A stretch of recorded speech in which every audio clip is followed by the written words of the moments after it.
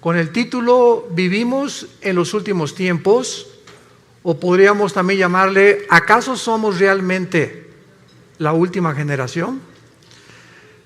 ¿Es posible, damas y caballeros, que estemos realmente viviendo en los últimos días de la historia? ¿Podría alguien decirnos en qué tiempo particular se encuentra la humanidad? Haciendo a un lado todas las profecías falsas que han existido de Nostradamus y de los falsos profetas, de astrólogos, etcétera, etcétera, tengo en mis manos un libro que se llama la Biblia, que es el primero que fue traducido, el primero en haber sido impreso en la imprenta de Gutenberg, y el libro con los registros más antiguos de historia, geografía, antropología, química, física, genética, literatura, poesía y las disciplinas académicas que tú me quieras mencionar. Y este libro es precisamente nuestro, podríamos decir, nuestro GPS, nuestro Waze, nuestro manual, nuestra guía que Dios nos dejó, porque si Dios existe, no nos creó solamente y nos dijo, pues ahí se multiplican y fructifiquen, y ahí, ¿verdad?, al morir se van a quedar en la tumba, y cada quien viva como quiera, las leyes morales háganlas ustedes, porque ustedes no son diferentes a los animales. Pero en la Biblia encontramos todo lo contrario a lo que las corrientes filosóficas a través del tiempo han tratado de influir a través de los medios de comunicación, de las universidades, a nosotros y a nuestros hijos, que somos el producto de una evolución, de una selección natural, que no somos diferentes a los animales y que no tiene ningún sentido ni propósito la vida. Esto es lo que se llama el materialismo, el humanismo, el hedonismo, donde el ser humano, en un relativismo total en el cual vive ahorita en el siglo XXI, cada quien hace lo que bien le parece según sus ojos.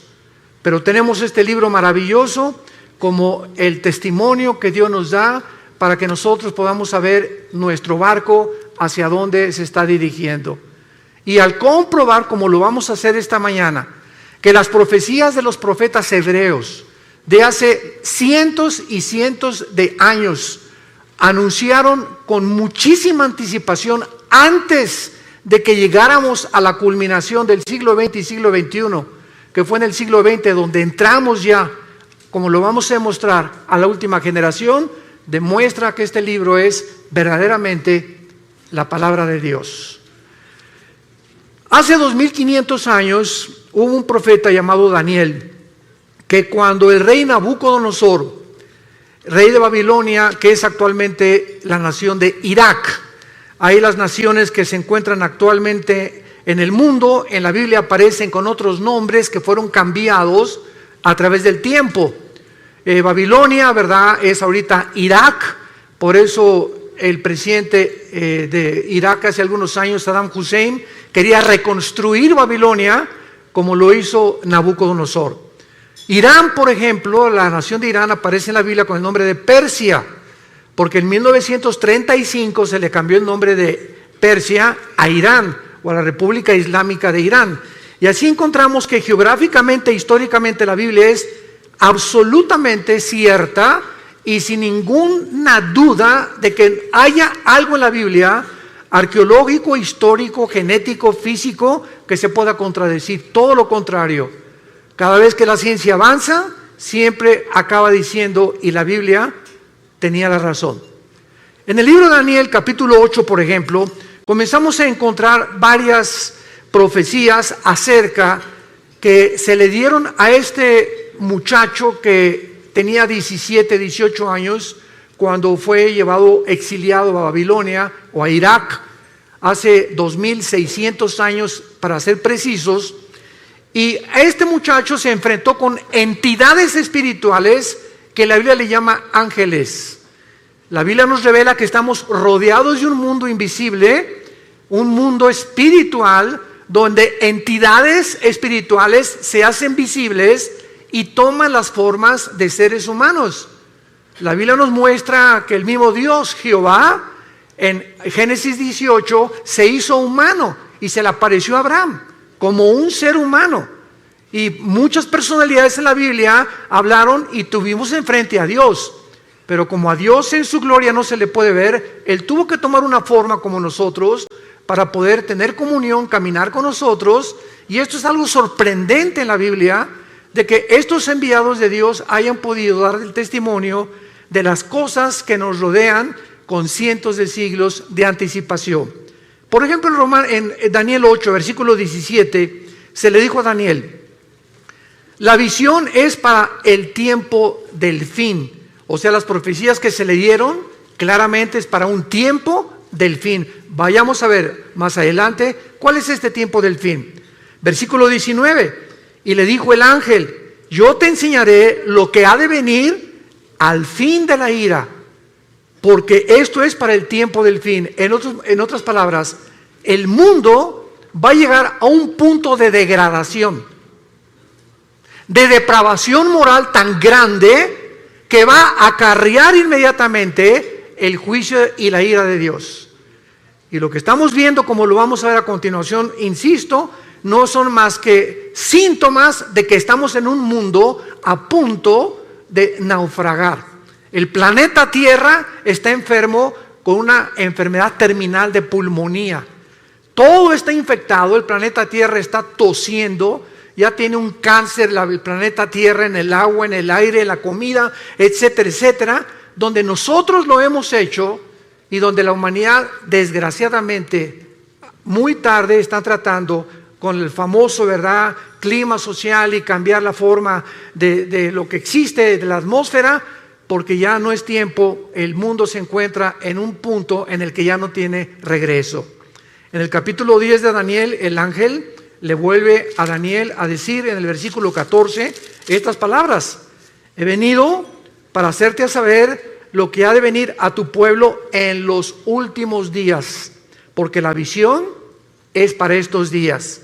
Capítulo 12, versículo 4, le dice el ángel a Daniel: Daniel, quiero que estas palabras las selles hasta el tiempo otra vez del fin.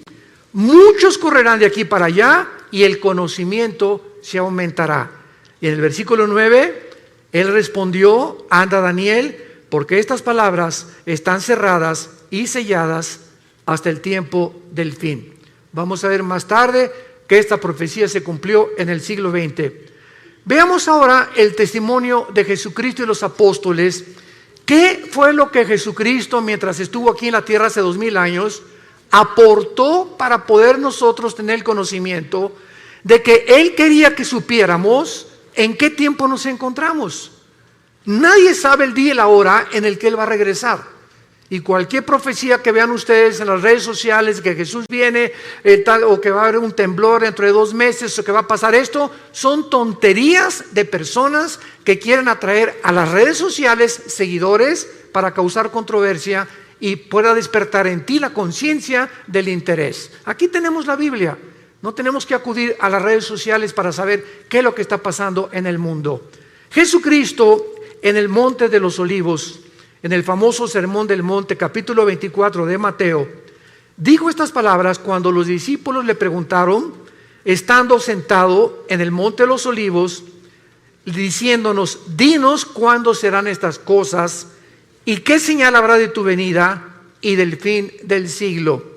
Respondiendo Jesús les dijo: miren que nadie los engañe, porque muchos vendrán en mi nombre diciendo: yo soy el Mesías, o yo soy la persona enviada por Dios, el Salvador, que va a resolver los problemas de la humanidad.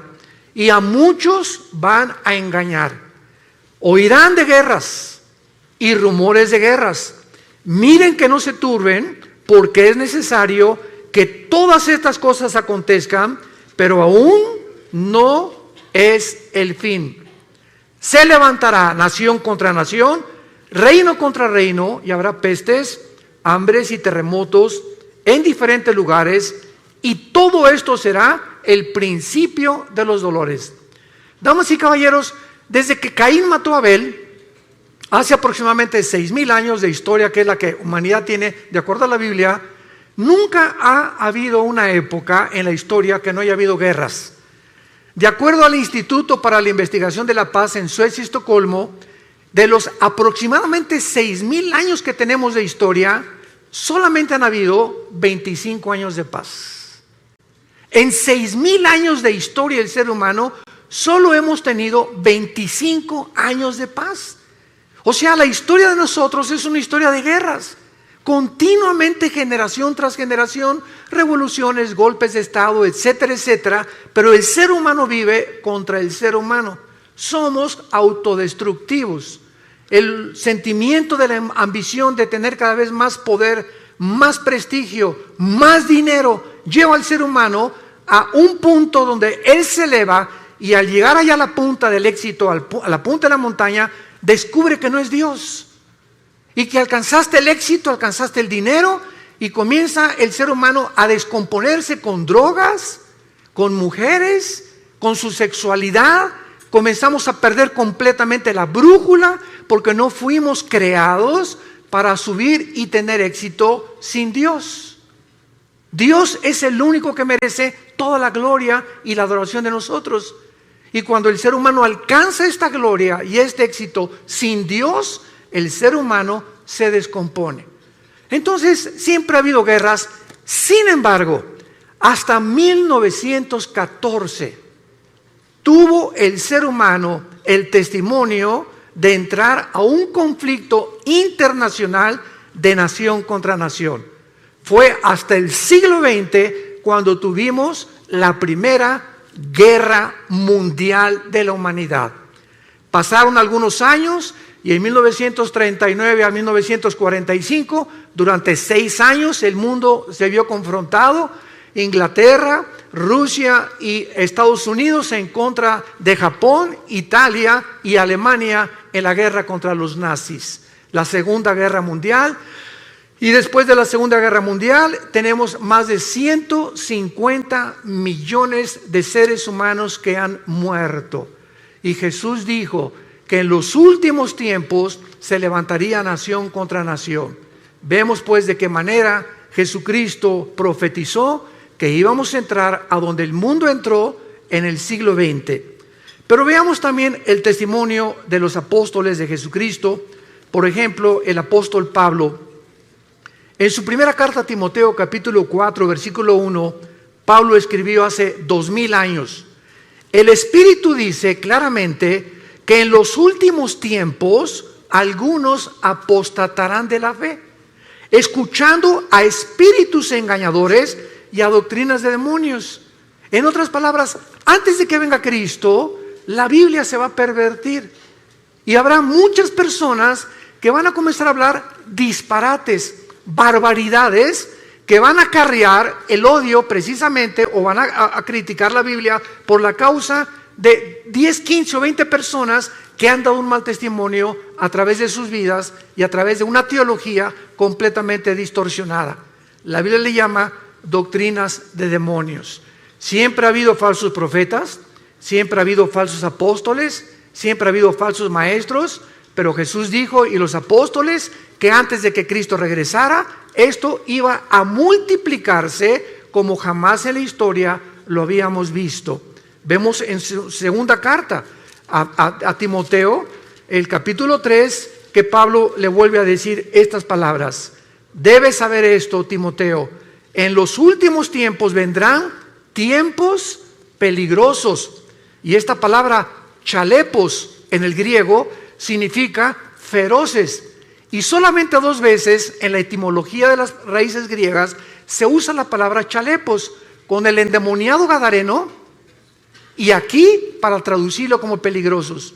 O sea, vendrán tiempos endemoniados, donde el carácter de las personas se va a descomponer a un punto donde la humanidad lo va a acabar aceptando como normal. Escucha las características que la Biblia describe de la última generación. Habrá hombres amadores de sí mismos. Serán tan centrados los seres humanos antes de que venga Cristo y en los últimos tiempos que lo único que les va a interesar son sus propios intereses personales. Ni su matrimonio, ni sus hijos, ni el país, ni los ciudadanos les van a interesar más que sus propios intereses personales. Hombres centrados, endiosados en ellos mismos.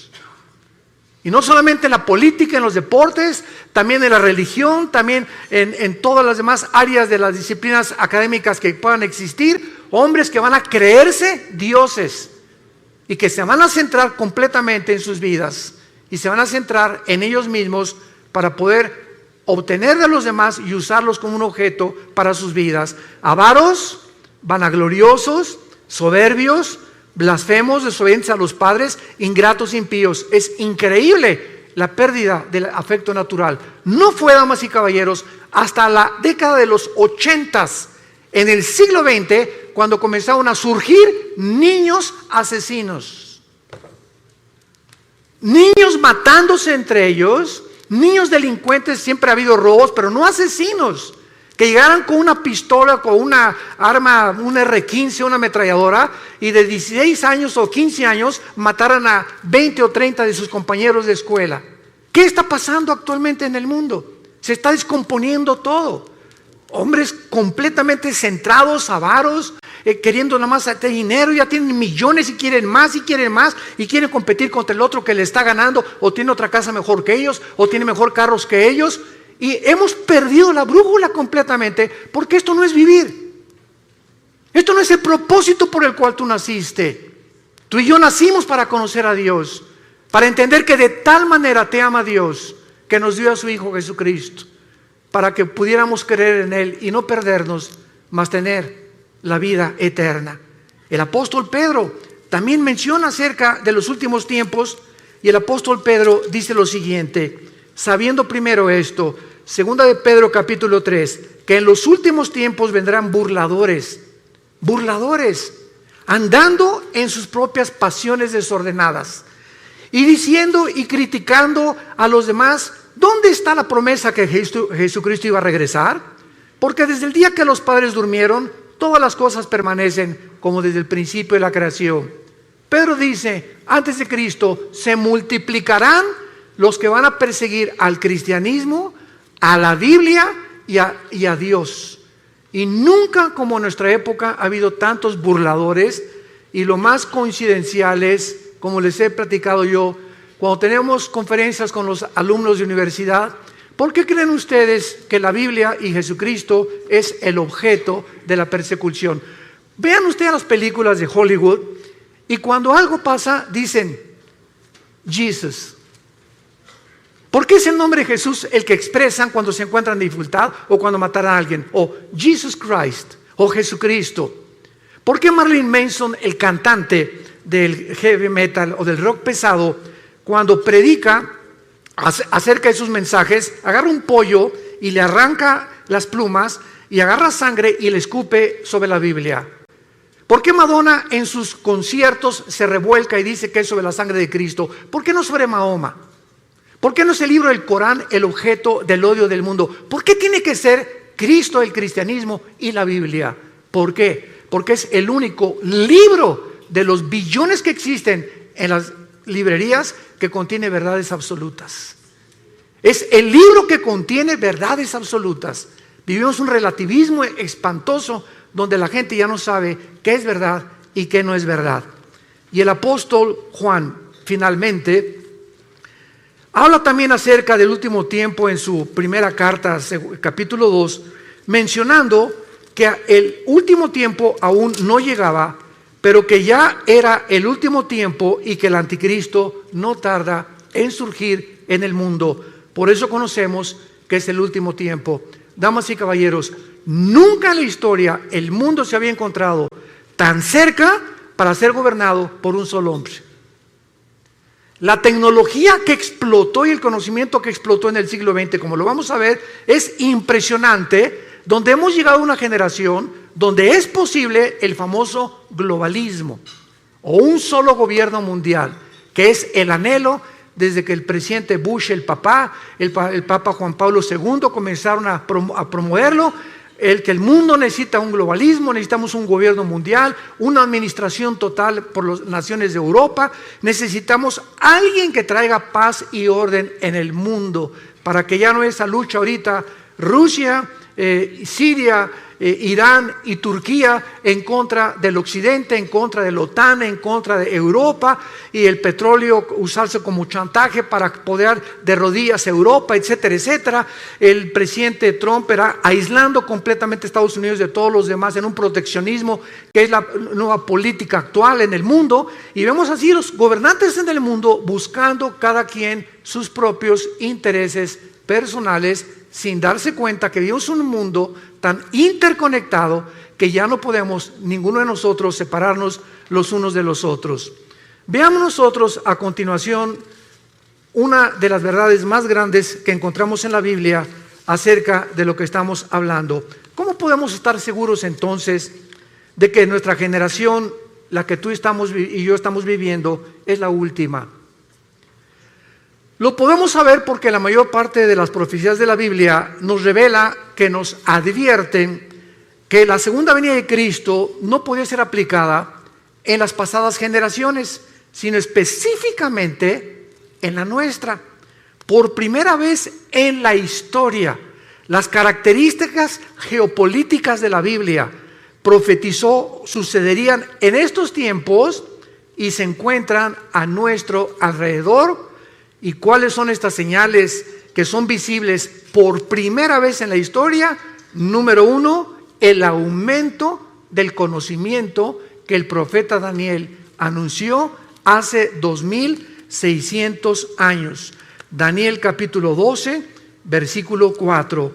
Daniel, en los últimos tiempos, muchos correrán de aquí para allá y el conocimiento se aumentará. Veamos a continuación, damas y caballeros, que desde Adán y Eva hasta el siglo XX saltamos del burro al motor de gasolina. Lo que en más de 5.500 años no se descubrió fue en el siglo XX cuando explotó el conocimiento y cuando brincamos del burro al motor de gasolina, por lo que no se inventó o se descubrió en 5.000 años.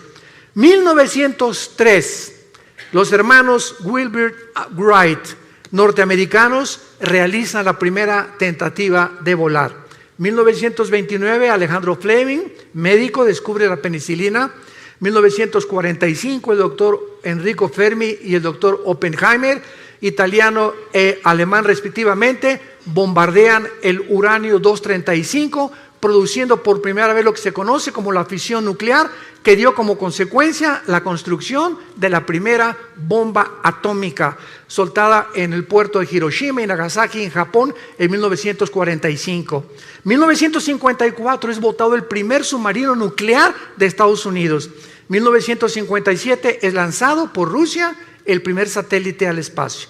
1969, el hombre pisa la luna. 1973, la primera plataforma espacial es puesta en el espacio. 1975, se fabrica la primera PC. 1983, los primeros teléfonos celulares. 1991, se desarrolla la red de Internet. En 1913, el primer carro modelo Ford T corría 40 kilómetros por hora. Ahora hay carros que desarrollan 300 kilómetros por hora y naves que desarrollan 3.400 kilómetros por hora.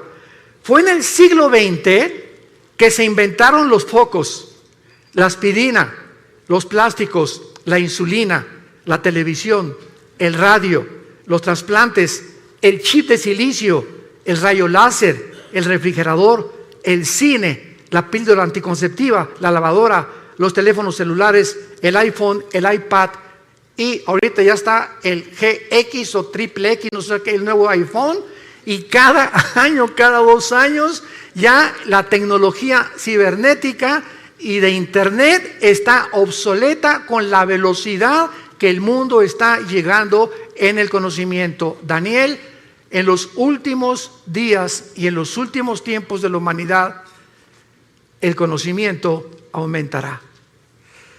¿Por qué Dios nos quiere dar esta llave del conocimiento? O sea, ¿por qué fue hasta el siglo XX que todas estas cosas sucedieron? Simplemente para advertirnos y prepararnos para el día final de tu vida y de mi vida. Y si Jesucristo no regresa mañana, el día que tú mueras, tal vez saliendo en este teatro puedas morir un ataque al corazón, una embolia cerebral, no sé, ninguno de nosotros tenemos comprada nuestra vida. Es un hilo en el cual en cualquier momento se puede romper. Dios no quiere que tú mueras en tus pecados.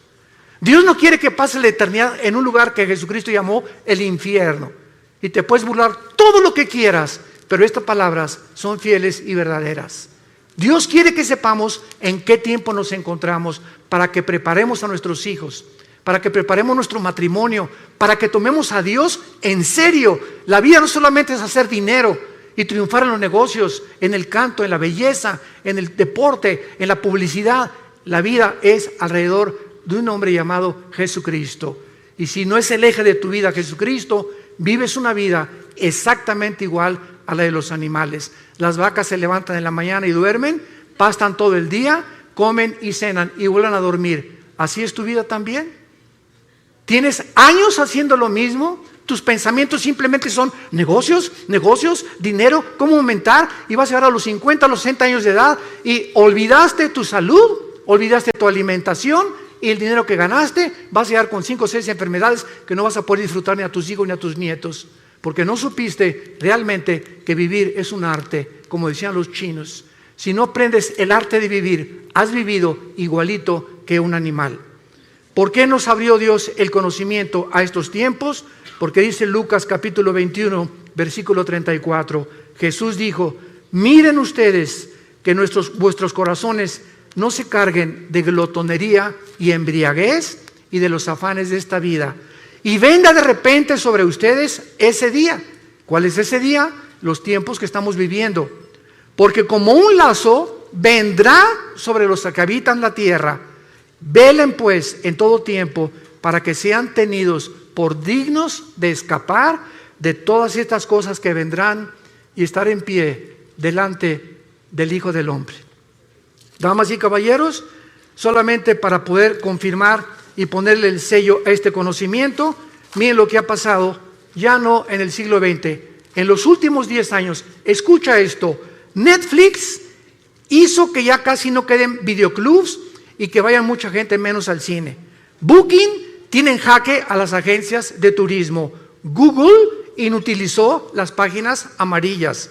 WhatsApp amenaza a los operadores de telefonía física, fija y celular. Las redes sociales a los medios de comunicación.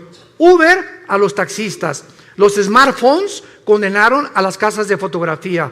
El Zipcar hace la vida imposible a las compañías de alquiler de vehículos. Tesla pone en duda el futuro de los automotores. El email, el correo electrónico, ha complicado a los correos postales. Waze acabó con los GPS. La nube hace cada vez más inútiles a los pendrives. YouTube ha puesto en riesgo a las empresas de televisión. Facebook está matando completamente a todas las portales del contenido. Wikipedia mató a los diccionarios y a las enciclopedias.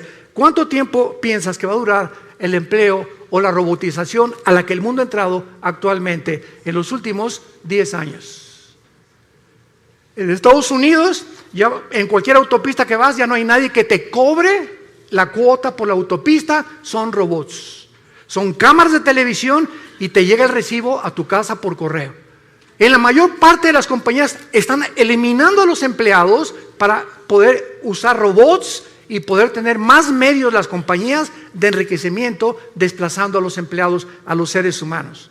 Hemos entrado a un programa y a un proyecto del mundo donde, vuelvo a repetir, cada quien está viendo sus propios intereses nada más, desplazando a miles de personas sin trabajo, rebajando los sueldos por todos lados. ¿Para qué? Para que el mundo entre exactamente al punto emocional y sentimental al que hemos entrado. La Clínica Mayo en Rochester, en Estados Unidos, y el Hospital Hopkins, que son las dos instituciones más prestigiadas en la medicina del siglo XXI, acaban de coincidir hace algunos años que el factor principal de las enfermedades físicas y mentales del ser humano del siglo XXI se llama el estrés. El estrés es la enfermedad del siglo XXI. El ser humano vive en un estado de de intranquilidad, de inseguridad, de preocupación, de rencores no perdonados, de odio contra los demás, de antisocialismo completamente contra los demás. El ser humano vive oprimido en el siglo XXI, no tiene paz, dice la Biblia.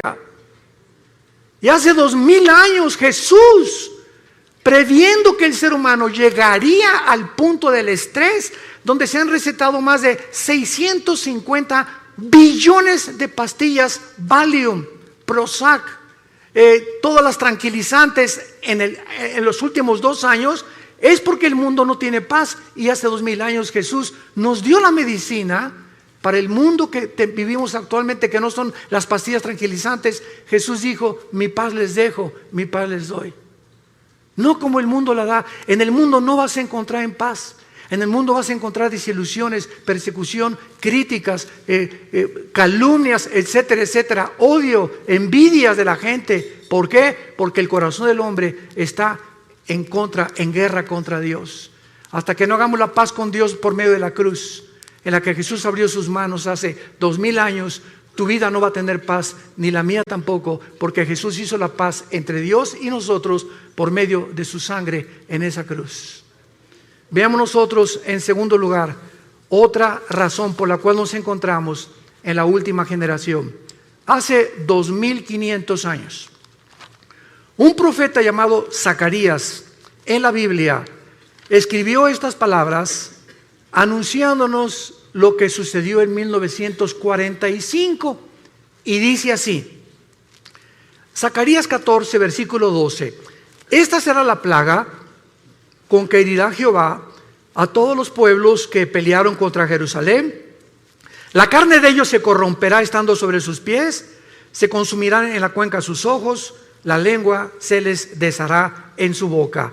En 1942, el doctor Oppenheimer y Enrico Fermi fueron los líderes del equipo científico que desarrolló la primera bomba atómica en Los Álamos, Nuevo México.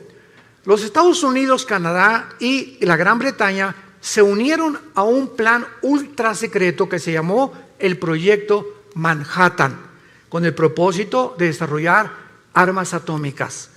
En 1942-43 le mandaron una carta a Alberto Einstein, que años atrás había descubierto la famosa fórmula de la teoría de la relatividad, E igual a mc al cuadrado. La energía es igual a la masa por la velocidad de la luz al cuadrado. Y cuando Einstein recibió la carta invitándolo al Proyecto Manhattan, él le mandó una carta al presidente de Estados Unidos diciéndole: yo no puedo colaborar en un proyecto donde yo estoy seguro que al bombardear el uranio 235 y producir la fisión nuclear, el hombre la va a usar para el beneficio de la humanidad. Yo lo quiero anunciar sin ser profeta, dijo Einstein.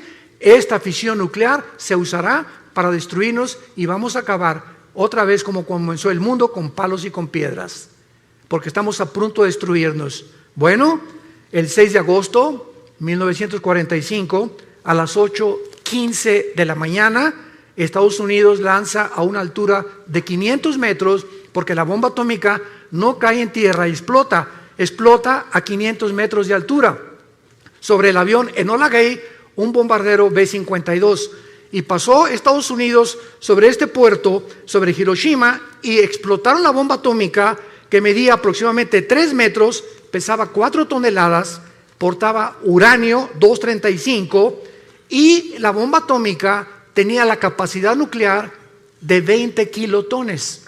Un kilotón equivale a 1 tonelada de dinamita. 3 días después, el 9 de agosto, sueltan la segunda bomba atómica sobre Nagasaki.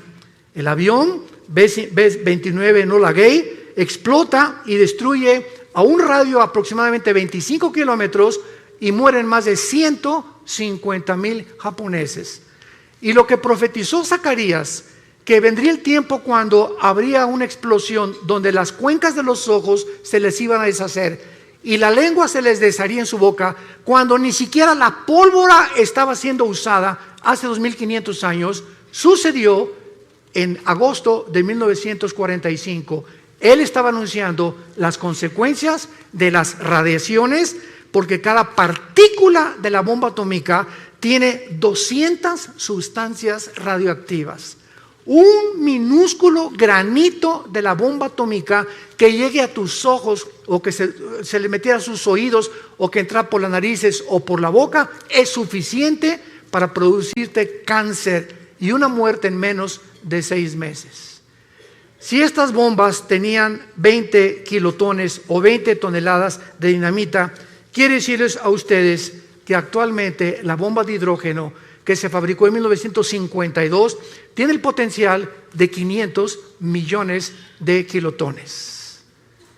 Y actualmente los misiles que están en los submarinos Titanium, los submarinos que tiene Rusia apuntando hacia Estados Unidos en el Pacífico y Estados Unidos apuntando hacia Rusia, cada submarino tiene 5 o 6 misiles y cada misil con el potencial nuclear de poder destruir 3 ciudades en 30 segundos.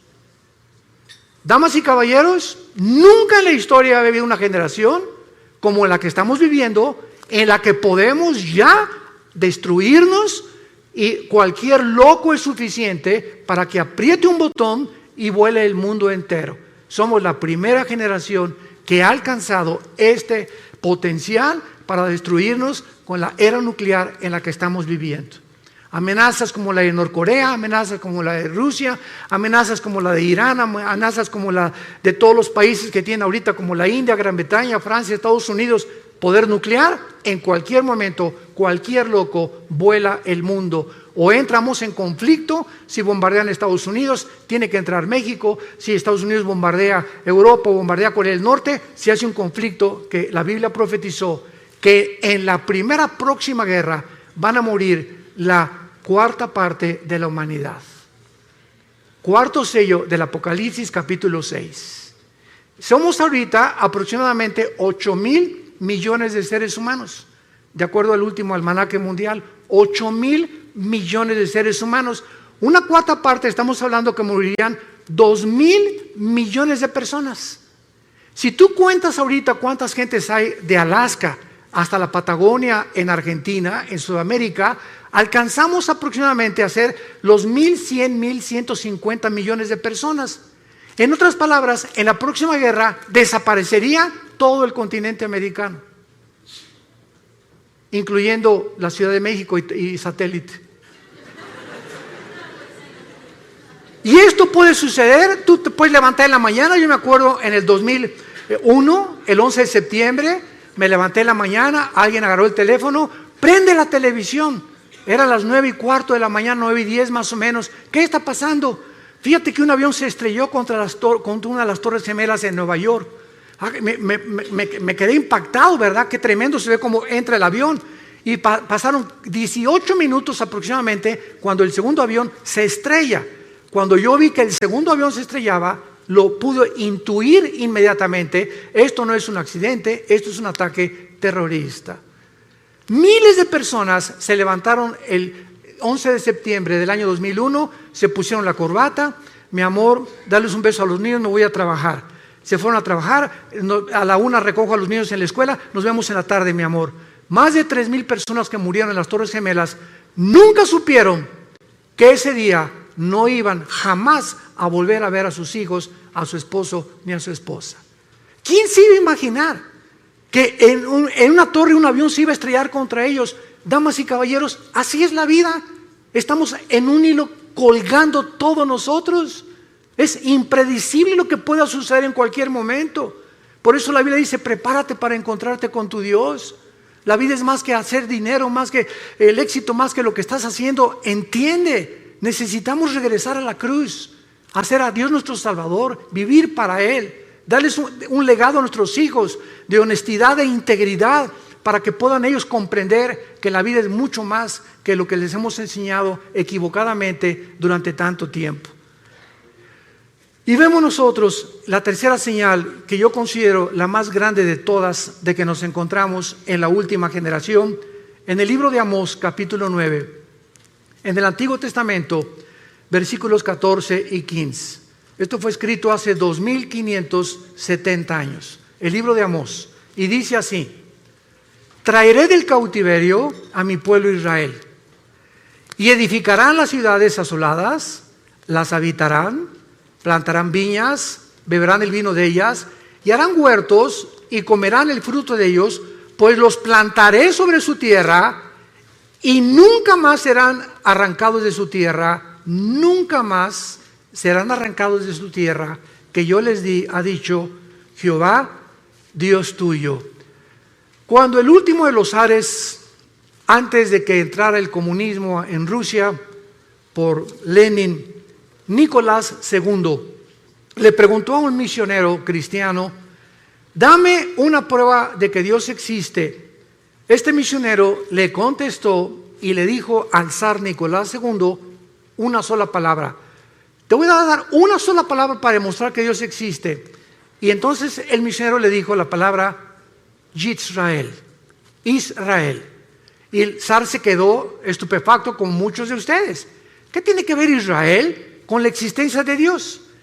Los judíos han sido la única civilización en la historia del mundo, la única que después de haber sido expulsados de su tierra, en el año 70 después de Cristo, cuando el general Tito romano acabó y destruyó Jerusalén, no dejando piedra sobre piedra, son la única civilización en la historia sobre los egipcios, sobre los asirios, sobre todos los babilonios, los griegos, etcétera, etcétera, que regresaron a su tierra el 14 de mayo de 1948 y en 2000 años no perdieron su lenguaje, no perdieron su gobierno, no perdieron su religión. ¿Qué fenómeno es este de Israel? ¿Y por qué Israel ha sido la nación que más odio ha suscitado durante todos estos últimos 2000 años de historia? ¿Por qué España los expulsó en 1549 de España? ¿Por qué los expulsaron de otras naciones? ¿Por qué se les sigue persiguiendo? ¿Y por qué Israel hoy, en este mes de septiembre del 2018, es la nación con los avances científicos y tecnológicos más grandes de toda la humanidad? ¿Por qué Israel, de los premios Nobel que se han dado, ha ganado el 63% de los premios Nobel han sido judíos?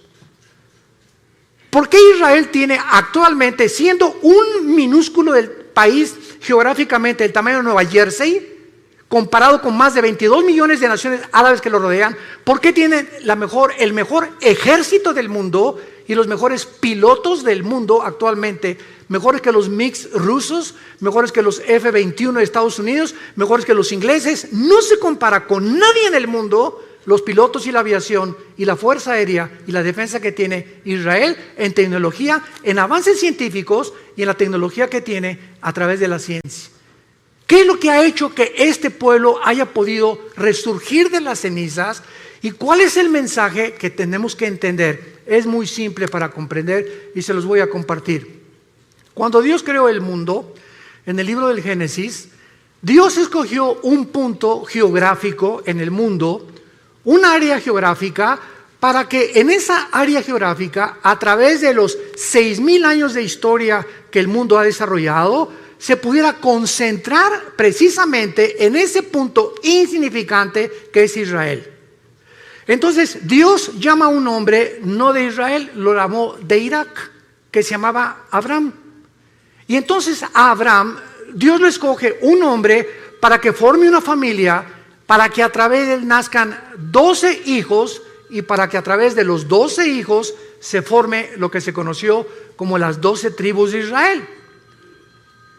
¿Cuál es el propósito por el cual Dios hizo esto? Simplemente para que nosotros entendiéramos lo siguiente, que a través del tiempo Dios tenía que llamar una nación a través de un hombre y a través de esta nación darnos a nosotros sus leyes. Dios llama a Israel para que a través de ellos recibamos las leyes morales. Los 10 mandamientos se los fueron dados a Moisés en el monte Sinaí. No existe un código de conducta ni de ética que se le pueda asemejar a los 10 mandamientos hasta el siglo XXI. Dios le da a Moisés las leyes de la alimentación, Levítico capítulo 11. Y le dice Dios a Moisés hace más de 4,500 años, damas y caballeros, no comas tacos al pastor, no coman carne de puerco. Y hasta el siglo XX se descubre una sustancia que forma parte de las grasas y que se le bautizó con el nombre de colesterol, que es algo que en nuestras venas que circula toda la sangre. Tú comes grasas, se te van cerrando las arterias, el corazón bombea con más dificultad y sobrevienen los ataques cardíacos. ¿Por qué? Porque tienes el colesterol demasiado elevado. Dios le dijo a Moisés que las azúcares podían producir un estado en el ser humano que podía llevarlo a la muerte. Y se descubrió hace menos de 25, 30 años los famosos triglicéridos, que se pueden conocer como la gasolina que tenemos en exceso. Comes demasiado Coca-Cola, toma Coca-Cola y te van a enterrar la semana que entra. No hay más azúcar que en la Coca-Cola, es la bebida más venenosa y la más terrible que pueda una persona consumir. Todas las bebidas de lata, todo es absolutamente químico. Y estos azúcares destruyen el sistema inmunológico. Entonces te enfermas de cualquier cosa por las grasas y las azúcares. La Biblia hace más de 4,500 años. ¿Quién le dijo a Moisés los secretos de lo que podíamos comer y lo que no podíamos comer? No comas conejo, dijo Dios. Le dijo a Moisés, no coman langosta, no coman más que peces o pescado del mar. Y ahora se descubre que los camarones altísimos en colesterol, la langosta, que es la más cara en el restaurante, es la que más daño nos hace. Increíble. Esta es la razón por la cual Dios tenía que llamar a un pueblo, y Dios llamó a Israel. Y si hubiera llamado a los mexicanos, los guatemaltecos, ¿y por qué no a nosotros? Y si hubiera llamado a Dios a los franceses, los españoles, ¿y por qué no a nosotros? La cuestión es que Dios es soberano y Él llamó un pueblo y Él escogió a este minúsculo, insignificante pueblo que hasta el 48 pudo regresar a su tierra, para que a través de ellos tuviéramos las leyes morales, las leyes de ética. Y es a Moisés a quien Dios le da, escuchen, abogados que nos visitan, el derecho no tuvo su origen en Roma, que el derecho romano, que Grecia, el derecho fue establecido y los principales artículos del derecho fueron dados a Moisés hace más de 4,500 años en el libro de Deuteronomio, capítulo 1. Quiero leerte lo que Dios le dijo a Moisés, si eres abogado, hace 4,500 años. Escucha estas palabras. Dios le dice a Moisés, manda a tus jueces que entre tus hermanos juzguen justamente, entre el hombre y su hermano y el extranjero. No hagan distinción de persona en el juicio. Así al pequeño como al grande oirán. No tengan temor de ninguno, porque el juicio es de Dios y la causa que les fuere difícil la traerán a mí y yo lo oiré. Dios establece el principio de lo que se conoce actualmente y es el símbolo de la abogacía, la mujer con los ojos vendados, con una espada en la mano y una balanza en la mano izquierda. ¿Qué implica esto? Que el que imparte justicia, llámese ministerio público, llámese diputado, llámese senador, gobernador o presidente de la república, no puede ver nadie a quien está juzgando, si es rico, si es pobre, si es ciego, si tiene dinero, si tiene influencias o no tiene influencias. El juicio tiene que impartirse de una forma equitativa, sin ver a la persona que estamos juzgando. La espada representa la justicia y la balanza, el balance con el cual tenemos que juzgar. Dios estableció esto antes que Roma. Dios estableció las leyes morales, las de la comida y las de los gobiernos civiles, antes de que nosotros pudiéramos ni siquiera formar los gobiernos. Aquí está todo en la Biblia, la palabra de Dios. Pero regresamos con Israel. En la profecía de Amós le dice Dios, regresarán ustedes del cautiverio y edificarán las ciudades, las habitarán y plantarán el vino de ellas. En el año 70 después de Cristo, el emperador Domiciano, después de Vespasiano, padre del general Tito romano, llega a Jerusalén y arrasó Jerusalén. Desde el año 70 hasta el 14 de mayo de 1948, los judíos fueron dispersados por el mundo entero. Y ahorita hay judíos que son mexicanos, el apellido Pérez, por ejemplo, es judío. no es de Xochimilco. González, casi todos que terminan en EZ tienen origen judío. Hay judíos que no lo saben, mexicanos, guatemaltecos, hondureños, españoles, etcétera, etcétera, porque se mezclaron con el mundo entero, las 10 tribus principalmente de Israel. Y el 14 de mayo, después de la Segunda Guerra Mundial, cuando el mundo ve los horrores de los nazis y lo que hicieron con los judíos que mataron a más de 6 millones, hasta este momento los mismos sociólogos, los psiquiatras, los psicólogos, los neurólogos no han podido, en todos los libros que he leído y que he buscado, que nadie tiene la respuesta. ¿Por qué Hitler, teniendo de enemigos a los ingleses, a los americanos y a los rusos en el este, se olvida de sus verdaderos enemigos y se voltea con un pueblo que no tenían armas, que no tenían defensa, que no tenían nada, que se llaman los judíos, con un odio, como decimos en México, odio jarocho? Y ven para acá, Himmler, la solución final, campos de concentración. ¿Por qué veía Hitler a los judíos como el enemigo más grande del nazismo? Cuando no tenían ni nación. ¿Qué fue lo que movió a este hombre a desarrollar el proyecto de la solución final? Nadie te lo contesta más que la Biblia. Hitler era una persona que tenía contacto con demonios. Himmler era una persona que asistía completamente a reuniones de brujería. Les hicieron limpias a ellos. Tenían un contacto impresionante con el mundo del ocultismo. Y casi todos los budistas que encontraron en la Segunda Guerra Mundial, cuando el general Douglas MacArthur llega a Berlín y encuentran a Hitler que se mata, que se suicida con Eva Braun, su esposa, estaban cadáveres de monjes budistas en Berlín, ahí junto, enterrados, y otros en las calles. Y la pregunta es, ¿por qué Hitler mandó a traer a los monjes budistas a Alemania?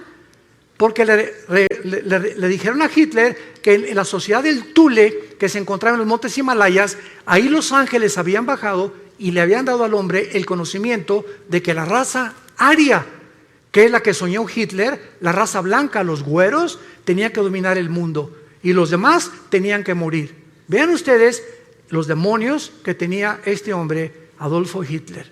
Y la Biblia nos explica por qué desde antes de que los judíos regresaran a su tierra, Satanás, Lucifer, el Dios de este mundo, ya sabía el potencial que si los judíos sobrevivían a la Segunda Guerra Mundial, iban a comenzar a desarrollar las últimas profecías de los tiempos que estamos viviendo.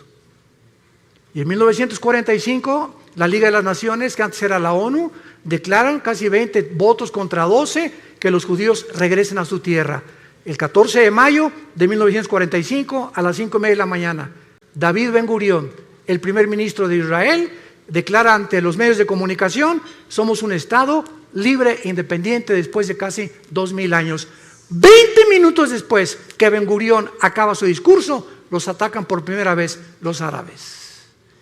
Y de ahí tenemos la guerra del 73, del 65, la guerra de los 6 días, que ha sido el milagro más grande de la milicia, la guerra de Yom Kippur, y hasta este momento están rodeados ahorita en el Líbano, Hezbollah, el grupo terrorista, tiene más de 150,000 misiles que podrían aventar sobre Israel en cualquier momento, pero los escudos antimisiles que Israel ha desarrollado, que ni Estados Unidos ha logrado tal perfección tecnológica, impiden que puedan destruirlos. Y los aviones que las 24 horas del día los israelíes patrullan el cielo para estar vigilando que puedan sobrevivir. Y dice la Biblia: los traeré del cautiverio. Ponle en tu Biblia, 14 de mayo del 48, se cumplió Amós 9, versículo 14. Pero no nos quedamos ahí. A continuación dice: edificarán, plantarán y beberán el vino de ellos. Damas y caballeros, en 1948, cuando los judíos regresaron a Israel, no había un solo olivo plantado, no había un solo árbol plantado, era un desierto completamente.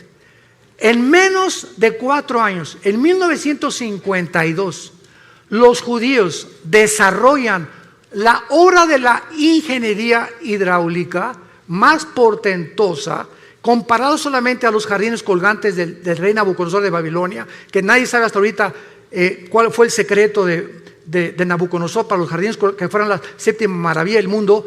Los judíos desarrollan la plantación de 6 millones de olivos, uno por cada uno que mató los nazis en la Segunda Guerra Mundial. Los plantaré sobre su tierra, beberán fruto y beberán el vino de ellos, y un desierto se convierte en un paraíso, en un huerto del Edén, en 4 años. Y desde el 52 hasta nuestros días, ¿cuántas naciones están tratando de aplastarlos para conquistar el Medio Oriente y echarlos al mar Mediterráneo? Todos los que están a su alrededor, pero la Biblia dice, nunca más serán arrancados. La sobrevivencia de Israel es la prueba más grande que Dios, el Dios de la Biblia, es el Dios único y verdadero.